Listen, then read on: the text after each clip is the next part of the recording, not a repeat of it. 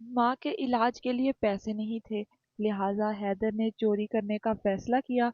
बाजार से एक औरत का पर्स छीनकर भागने लगा तो शहरियों ने उसे पकड़ लिया और उसकी खूब धुलाई की। फिर उन्होंने पुलिस स्टेशन फोन किया। पुलिस हैदर को पकड़ कर ले गई। उन्होंने भी बेचारे को बहुत मारा। हैदर का बाप अपने बेटे की रिहाई के लिए पुलिस स्टेशन गया तो थानेदार को बहुत गुस्सा आया। उसने हैदर के बाप पर तंज करते हुए कहा कि जैसा बाप वैसा ही बेटा। अगर आपने अपने बेटे की तरबियत ठीक से की होती तो आज ये चोर ना होता। उसने हैदर के वालिद को धक्के देकर पुलिस स्टेशन से बाहर निकाला। दूसरे दिन उन्होंने हैदर को रिहा किया तो सुबह घर पहुंचते ही उसे पता चला कि उसकी वालदा का इंतकाल हो गया है। वो अपनी माँ की मैयत पर बहुत रोया। माँ की तदफीन के बाद हैदर ने अपना सर मुंडवाया और फिर पुलिस स्टेशन की छत पर चढ़कर ऐसा काम किया कि सब कानों को हाथ लगाने लगे। दरअसल हैदर ने एक वो बस में सवार हुआ था ताकि बस से भीख मांग सके, तो बस के कंडक्टर ने उसे धक्के मारकर उतार दिया।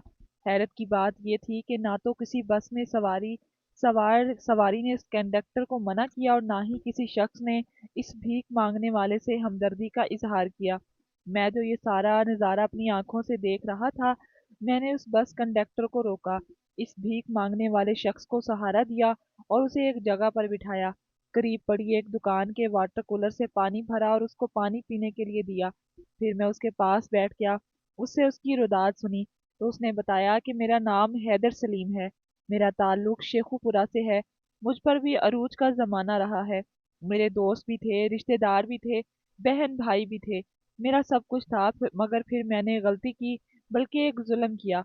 इस जुल्म को करके मैं ये भूल गया कि जिस पर मैंने जुल्म किया है वो भले ही कमज़ोर है, मगर अल्लाह ताला की ज़ात ज़बरदस्त हिकमत वाली है, वो ज़बरदस्त इंतकाम लेने वाली है।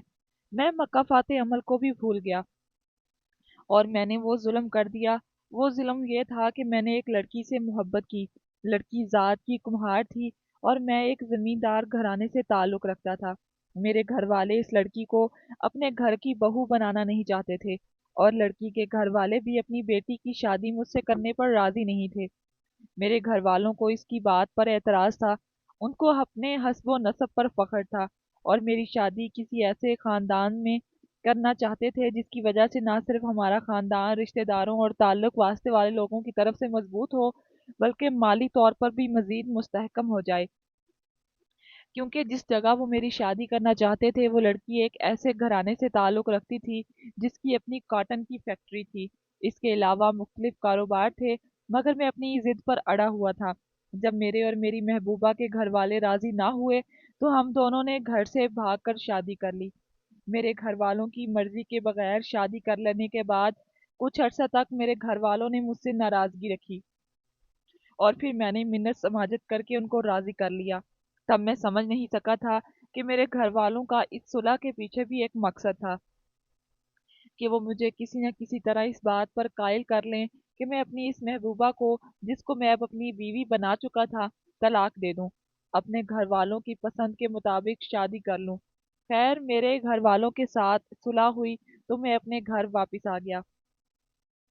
आहिस्ता आहिस्ता मेरी ज़हन साजी की जाती रही, मुझे मेरी बीवी के खिलाफ किया जाता रहा। और कहते हैं ना कि जहाँ कतरा कतरा पानी पड़ता रहे तो भले ही नीचे पत्थर पड़ा हो तो इस पर भी घड़ा पड़ जाता है, निशान पड़ जाता है। मेरे साथ भी कुछ ऐसा ही हुआ। एक तो मैं अपना शौक पूरा कर चुका था, आसान लफ्ज़ों में कहूँ तो मैं अपनी हवस मिटा चुका था, और दूसरी तरफ मेरी बीवी उम्मीद से हो चुकी थी। तीसरी और अहम वजह, मैं अपने घर वालों से अलग होकर आजमा चुका था कि मेरी घर वालों के बगैर दुनिया में कोई अहमियत नहीं है।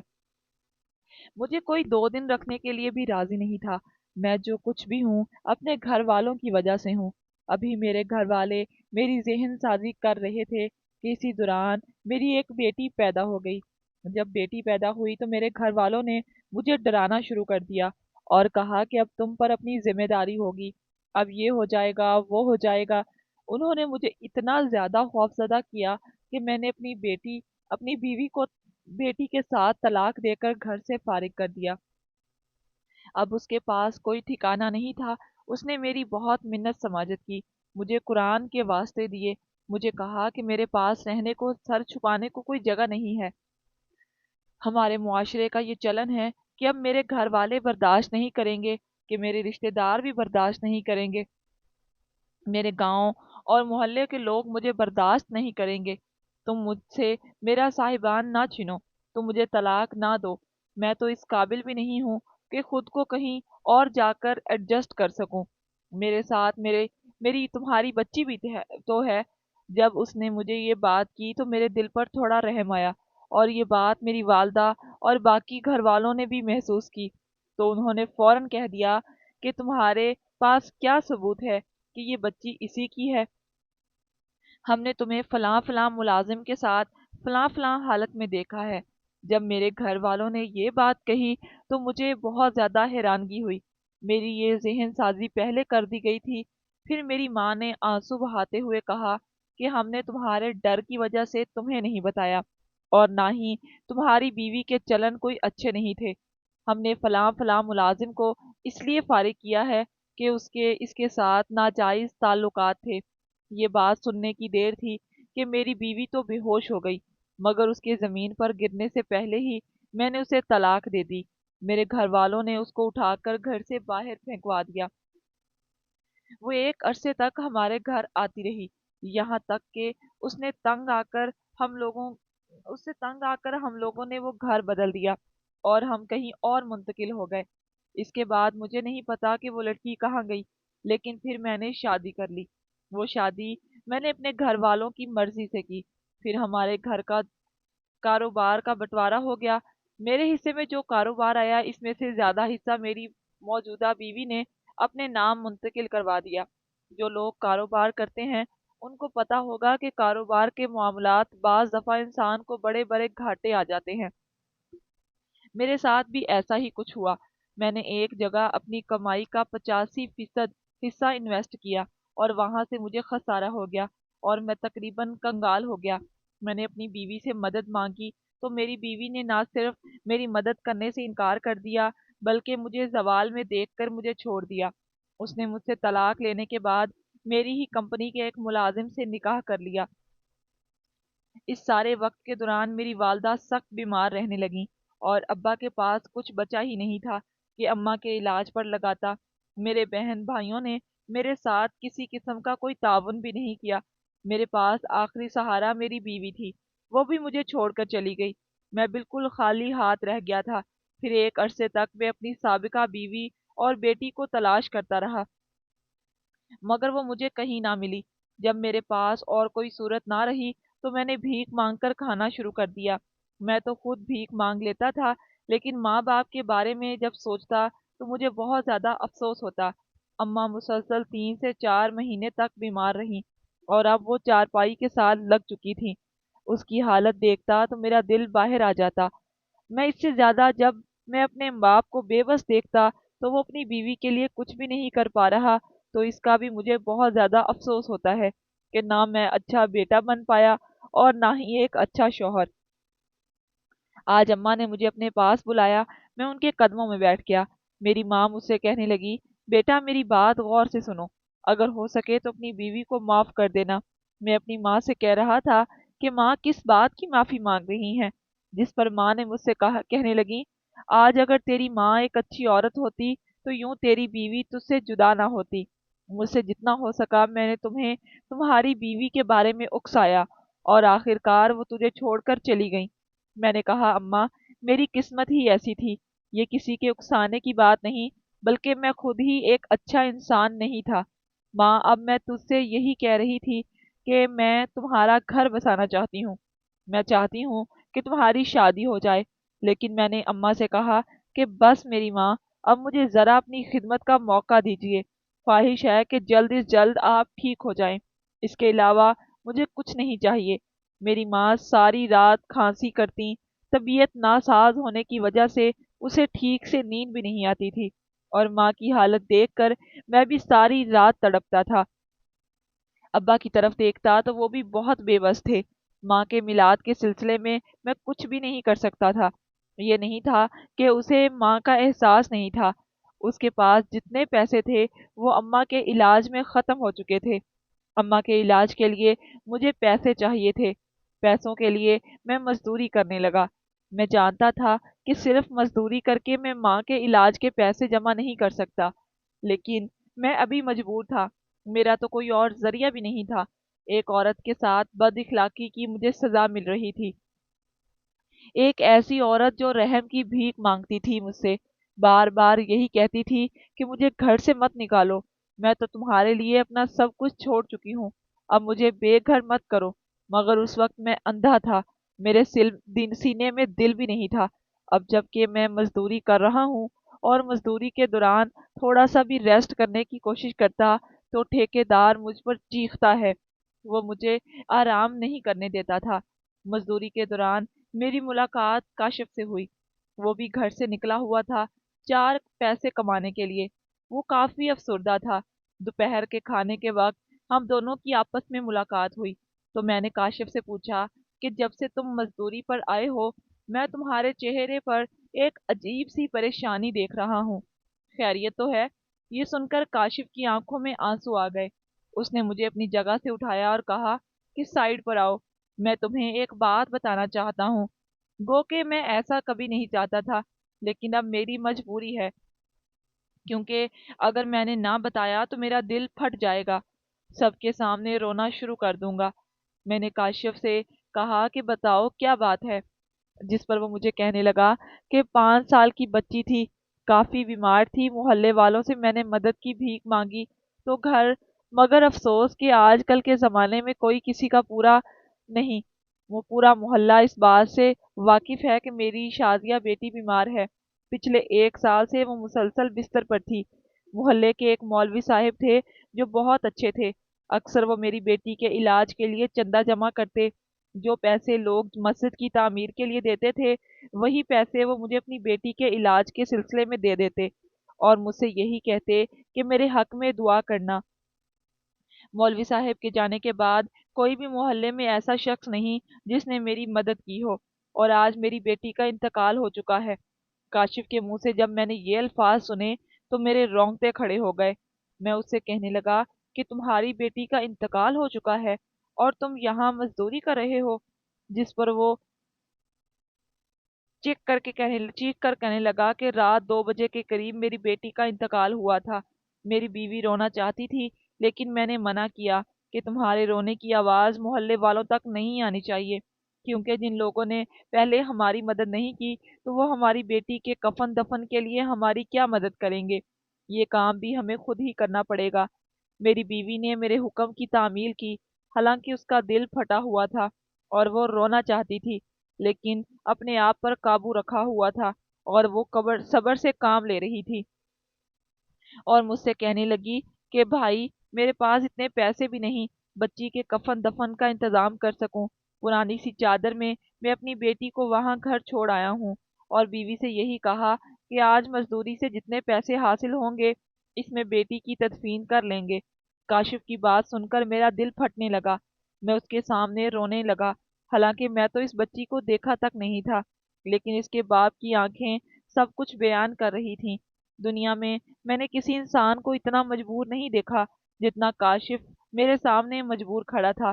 ماں کی دوائی کے لیے میں پیسے جمع کر رہا تھا، لیکن اب میری جیب میں جو کچھ بھی تھا میں نے نکال کر کاشف کو دے دیا، یہی سوچتے ہوئے کہ اس کا صلہ ملے گا مجھے اور میرے اللہ تعالیٰ میری ماں کو شفا دے دے گا۔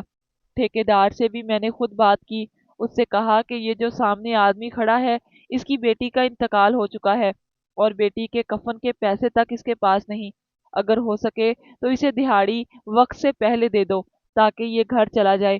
ٹھیکیدار نے جب یہ بات سنی تو اس کا منہ کھلے کا کھلا رہ گیا۔ وہ کاشف کے پاس آیا، کاشف کو گلے سے لگایا، پھر اس نے کہا کہ مجھے کیوں نہیں بتایا کہ تمہاری بیٹی کا انتقال ہو چکا ہے؟ بیٹی کا جنازہ گھر پر پڑا ہے اور تم یہاں مزدوری کر رہے ہو۔ اس نے کانپتے ہاتھوں سے اپنی جیب سے بٹوا نکالا اور پھر اس میں جتنے پیسے تھے وہ کاشف کو دے دیے، پھر رو کر معافی مانگ کر اس کے سامنے کہنے لگا کہ مجھے معاف کر دو، میں نے تمہارے ساتھ بہت بدتمیزی کی، میں نہیں جانتا تھا کہ تجھ پر تو قیامت ٹوٹ پڑی ہے، مجھے معاف کر دینا۔ کاشف وہاں سے واپس گھر چلا گیا، میں بھی اس کے ساتھ تھا۔ اس کے گھر کا منظر عجیب تھا، اور وہ سچ کہہ رہا تھا کہ اس کے محلے کے لوگ بہت عجیب تھے۔ ماں نے جیسے دیکھا کہ اس کا شوہر اپنی بیٹی کے لیے کفن لے آیا ہے تو وہ دھاڑے مار مار کر رونے لگی۔ اس رونے کی آواز سن کر محلے کے لوگ اس کے گھر میں جمع ہونے لگے اور اس سے پوچھنے لگے کیا ہوا ہے شازیہ کو۔ لیکن جب اس نے بتایا کہ میری بیٹی تو رات کے 2 بجے انتقال کر گئی تھی تو وہ الٹا کاشف کی بیوی پر ناراض ہونے لگے اور کاشف سے کہنے لگے کہ تو نے ہمیں پہلے کیوں نہیں بتایا، ہم تمہارے لیے تمہاری بیوی کے لیے کھانے کا بندوبست کرتے ہیں۔ لیکن کاشف نے یہی کہہ کر انہیں خاموش کر دیا کہ مجھے تمہاری مدد کی کوئی ضرورت نہیں تھی، میں تمہارے کھانے کا بھوکا بھی نہیں ہوں، مگر افسوس کہ یہ ہمدردی اب آئی ہے جبکہ میری بیٹی مجھ سے جدا ہو چکی ہے، مجھے چھوڑ کر ہمیشہ ہمیشہ کے لیے جا چکی ہے۔ خیر، اب میں تم لوگوں کو نصیحت کروں گا کہ خدارا محلے کے غریب لوگ ایسے بھی لوگ ہیں جو مجھ سے بھی زیادہ غریب ہیں اور محتاج ہیں، ان کا احساس کرو، ان کا سہارا بنو، اس سے پہلے کہ ان کے گھر میں کوئی اس طرح کا حادثہ نہ ہو جائے۔ شازیہ کی تدفین کے بعد میں نے کاشف کو الوداع کہا اور پھر گھر آیا۔ اماں انتظار میں تھی کہ آج میرا بیٹا میرے لیے دوائی لے کر آئے گا۔ میں نے ساری حقیقت بتائی اماں کو۔ میں نے کاشف کی کہانی بتائی تو اماں رونے لگی، وہ اپنی تکلیف بھول چکی تھی۔ کہنے لگی بیٹا تو نے بہت اچھا کیا، تو اس شخص کی مدد کی۔ میں اماں کی آنکھیں پڑھ سکتا تھا۔ دوسرے دن یہی سوچ کر دوبارہ مزدوری پر چلا گیا کہ آج اماں کی دوا کا بندوبست ضرور کروں گا۔ مزدوری کے دوران ہی ٹھیکیدار سے بد کلامی ہوئی تو وہ مجھے ماں کی گالی دینے لگا، جس پر مجھے غصہ آیا اور میں نے اس کے گریبان میں ہاتھ ڈالا۔ ٹھیکیدار اور اس کے آدمی مجھے مارنے لگے اور یوں ادھوری مزدوری چھوڑ کر میں وہاں سے واپس آ گیا۔ آج مجھے پہلی بار اس بات کا اندازہ ہوا کہ لوگ غریب کو انسان تک نہیں سمجھتے۔ 4 پیسے اگر ان کے پاس آ جائیں تو وہ اپنے آپ سے کم حیثیت لوگوں کو کوئی اہمیت ہی نہیں دیتے۔ البتہ خود سے زیادہ مالدار لوگ ان کے لیے آئیڈیل ہوتے ہیں اور وہ اس منزل کو حاصل کرنا چاہتے ہیں جو ان کو میسر نہیں۔ ماں کی خاطر زندگی میں پہلی بار میں نے چوری کرنے کا فیصلہ کیا۔ اس کے علاوہ میرے پاس کوئی راستہ موجود نہیں تھا۔ مجھے 5 سے 8 ہزار روپے کی ضرورت تھی جو کہ میرے پاس موجود نہیں تھا۔ میں نے بازار کی طرف رخ کیا۔ میں نے ایک ایسی عورت دیکھی جو بڑی سی گاڑی سے باہر نکلی تھی۔ اپنے لباس اور شکل سے بہت مالدار خاتون معلوم ہو رہی تھی اور اس نے ہاتھ میں پرس اٹھائے رکھا تھا۔ مجھے اس بات کا یقین تھا کہ پرس میں کافی پیسے ہوں گے۔ میں ایک اچھے موقع کی تلاش میں کھڑا رہا۔ پھر مجھے ایک موقع ملا اور میں نے اس سے وہ پرس چھینا اور تیز تیز بھاگنا شروع کر دیا، اور اس نے مجھے دیکھ کر چلانا شروع کیا اور کہا کہ جو چور میرا پرس لے کر جا رہا ہے۔ لوگوں نے اس کے چیخنے کی آواز سنی تو میرا پیچھا کیا۔ لوگ بھاگ رہے تھے، کچھ لوگ تو آگے والے لوگوں کو کہہ رہے تھے کہ چور آ رہا ہے، اسے روکو۔ کچھ لوگ میرے سامنے ہوئے اور مجھے گرا دیا اور پھر سب میرے اوپر چڑھے۔ پہلے تو انہوں نے مجھے خوب مارا، پھر مار مار کر جب تھک گئے تو پولیس کو فون کیا۔ ہر شخص اپنے کمنٹ پاس کر رہا تھا۔ ایک کہہ رہا تھا کل بھی اسی نے چوری کی تھی۔ ایک شخص کہنے لگا کل میری جیب کو تراشا گیا اور مجھے امید ہے کہ یہی ہوگا۔ ان لوگوں کی وجہ سے پورا شہر بدنام ہو چکا ہے۔ جتنے منہ اتنی باتیں۔ میں شرم سے سر جھکائے کھڑا تھا۔ شاید میری زندگی کی پہلی اور آخری چوری تھی وہ، جو کہ وہ بھی ناکام ہوئی۔ تھوڑی دیر کے بعد پولیس آئی اور وہ مجھے پکڑ کر لے گئی۔ اس کے بعد جیل میں بند کر دیا۔ وہ میری تلاشی لینے لگے لیکن جب میری جیب میں کچھ بھی نہیں تھا۔ اس کے بعد انسپکٹر صاحب نے مجھ سے کہا کہ اب تک کہاں اور کیا کیا چرایا ہے، لیکن میں نے انسپکٹر صاحب سے یہی کہا کہ زندگی کی یہ میری پہلی چوری تھی، وہ بھی ماں کی دوا کی وجہ سے میں پریشان تھا۔ انسپکٹر صاحب میری طرف دیکھ کر مسکرانے لگے اور یہی کہہ رہے تھے کہ دنیا کا ہر چور اپنے آپ کو معصوم سمجھتا ہے اور یہی کہتا ہے کہ یہ میری پہلی چوری ہے۔ میں تم جیسے لوگوں کو اچھی طرح جانتا ہوں۔ میں ابا کی وجہ سے بھی پریشان تھا، یہ نہیں چاہتا تھا کہ کسی طرح ابا کو پتہ چل جائے، لیکن ابا مجھے تلاش کرتے ہوئے پولیس اسٹیشن پہنچ گئے۔ میں ابا سے آنکھیں بھی نہیں ملا سکتا تھا، لہٰذا سر جھکائے ان کے سامنے کھڑا تھا۔ انسپکٹر صاحب ابا پر طنز کر رہے تھے، اسے اس بات کا تانا دے رہے تھے کہ جیسا باپ ویسا ہی بیٹا، آپ نے اپنے بیٹے کی تربیت ٹھیک سے نہیں کی ورنہ یہ یوں چوریاں نہ کرتا۔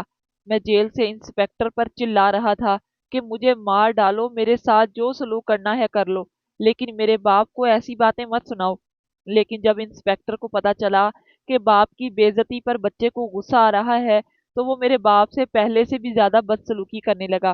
پہلے ابا کو گریبان سے پکڑا، پھر دھکا دے کر پولیس اسٹیشن سے باہر نکالا۔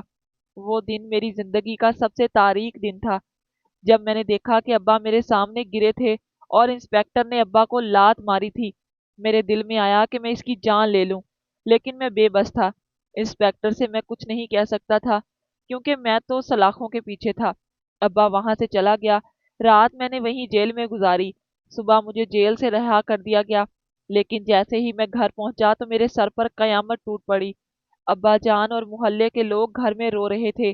اماں کا انتقال ہو چکا تھا، میری دنیا ہی اجڑ چکی تھی، اور اب میرے پاس ایسا کچھ نہیں بچا تھا، ایسی کوئی وجہ بھی نہیں تھی جس کی وجہ سے میں زندہ رہتا۔ ماں کی تدفین تک صبر کیا، اور پھر اس کے بعد پیٹرول کی ایک بوتل ہاتھ میں لی اور پولیس اسٹیشن بیرونی دروازے کی مدد سے میں چھت پر چڑھ گیا۔ یہ شام کا وقت تھا جب میں نے اپنے اوپر پیٹرول چھڑک دیا اور آگ لگا دی، پھر پولیس اسٹیشن کی چھت سے نیچے چھلانگ لگا دی۔ کئی ایسے لوگ تھے جو میری ریکارڈنگ کر رہے تھے۔ میں نے پولیس اسٹیشن کے سامنے ہی تڑپ تڑپ کر اپنی جان دے دی۔ یہ میرا نصیب تھا کہ میں نے حرام موت کو گلے سے لگا لیا۔ مرنے سے کچھ لمحے پہلے مجھے اپنی بیوی کی یاد آ رہی تھی کہ کس طرح ہاتھ جوڑ کر وہ میری منت کر رہی تھی، لیکن میں نے اس وقت اسے اپنی زندگی سے نکال دیا اور اپنی بیٹی بھی اس کے حوالے کر دی۔ اپنی داستان سے میں فقط اتنا کہنا چاہوں گا کہ اگر آپ کا کسی کا دل دکھاتے ہیں اور اس پر ظلم کرتے ہیں تو پھر ایک دن ایسا بھی ضرور آئے گا کہ آپ پر بھی ظلم کیا جائے گا اور کوئی بھی آپ کا ساتھ نہیں دے پائے گا۔ دوستو، امید کرتے ہیں کہ ہماری آج کی یہ ویڈیو آپ کو بہت پسند آئی ہوگی۔ پسندیدگی کا بہترین اظہار یہ ہے کہ اس ویڈیو کو لائک کریں، شیئر کریں اور ہمارے چینل کو سبسکرائب ضرور کریں۔ شکریہ۔